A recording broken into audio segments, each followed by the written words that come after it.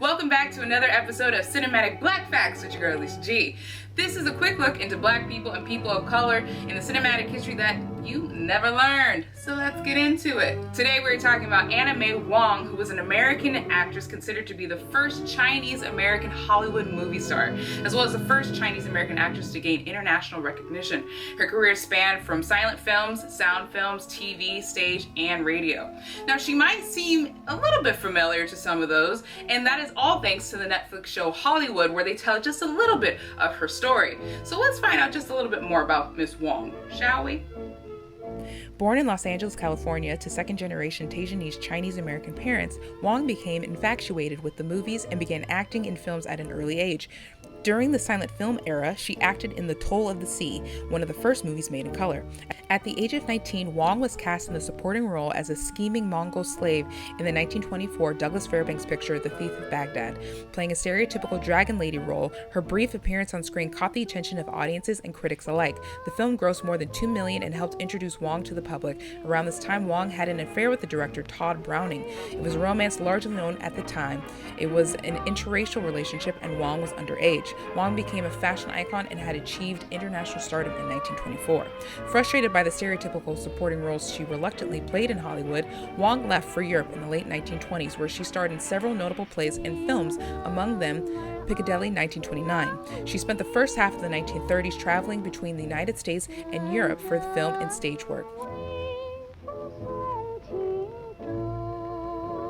In 1935, Wong was dealt the most severe disappointment of her career when MGM refused to consider her for the leading role of the Chinese character Olan in the film version of Pearl S. Buck's The Good Earth.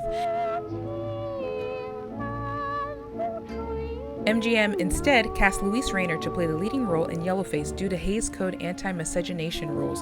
It soon became evident that Wong's career would continue to be limited by American anti-miscegenation laws, which prevented her from sharing an on-screen kiss with any person of another race, even if the character was Asian, but being portrayed by a white actor.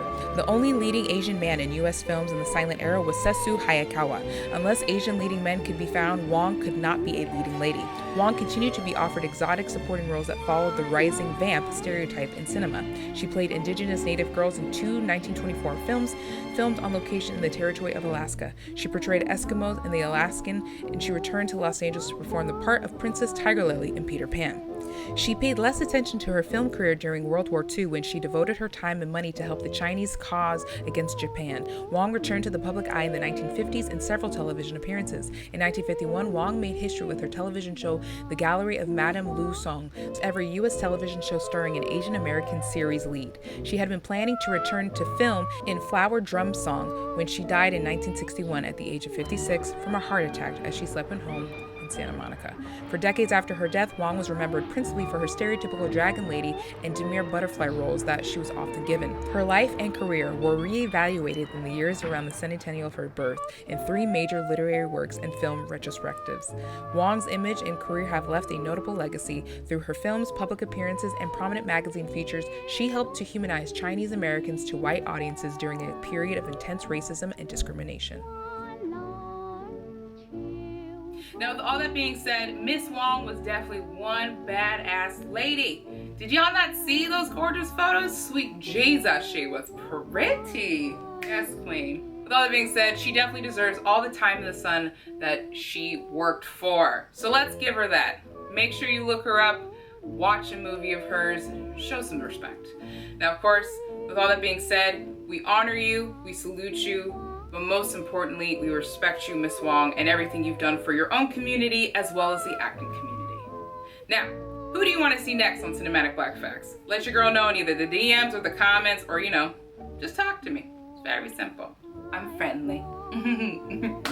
Now, that's a cut, that's a print, that's a slate, that's a piece. I'll talk to y'all next week.